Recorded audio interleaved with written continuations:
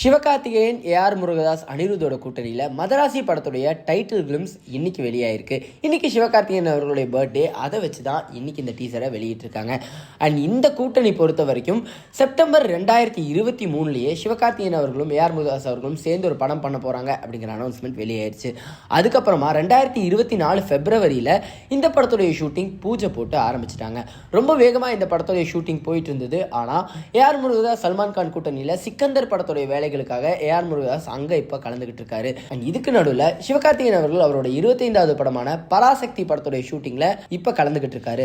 இதர் பராசக்தி படத்துடைய ஷூட்டிங் முடிஞ்சதுக்கு அப்புறமாவோ இல்ல அதோட கேப்லயோ இந்த படத்தை சிவகார்த்திகேயன் அவர்கள் கம்ப்ளீட் பண்ணி முடிப்பாரு. அண்ட் இந்த படத்துடைய டைட்டில் டீசர் பொறுத்த வரைக்கும் ரொம்பவே பக்கா கமர்ஷியலான மாஸ் ஆக்ஷன் படத்தை சிவகார்த்திகேயன் அவர்களுடைய ஃபேன்ஸுக்கு ஏஆர் முருகதாஸ் அவர்கள் கொடுக்க போறாருன்னு ரொம்ப கிளியராகவே தெரியுது.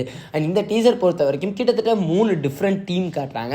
ஒரு பக்கம் பிஜு மேனன், விக்ராந்த் அவங்கெல்லாம் சேர்ந்து ஒரு போலீஸ் ஸ்குவாட் மாதிரியும், இன்னொரு பக்கம் பார்த்தீங்கன்னா வித்யுத் ஜம்மால் அவர்கள் பார்த்தீங்கன்னா ஒரு சிறையிலிருந்து தப்பிக்கிற ஒரு பர்சனாக காட்டுறாங்க. அவருக்கு ஒரு மாசான ஆக்ஷன் ஃபைட் சீனும் கண்டிப்பாக நம்ம எதிர்பார்க்கலாம்.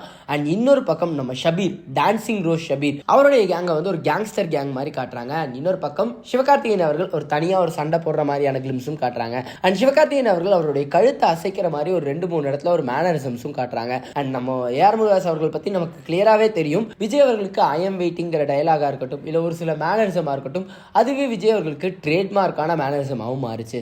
ஸோ கண்டிப்பாக சிவகார்த்திகேயன் அவர்களுக்கும் ஏதாவது ஒரு ட்ரேட்மார்க் மேனரிசமாக இருக்கட்டும், இல்லை ஒரு டயலாகும் கொடுப்பாரு அப்படின்னு நம்ம ஹெவியாகவே எதிர்பார்க்கலாம். அண்ட் ஏஆர் முருகதாஸ் அவர்கள் பொறுத்த வரைக்கும் பல கமர்ஷியல் படங்களை பக்காவாக டெலிவர் பண்ணியிருக்காரு.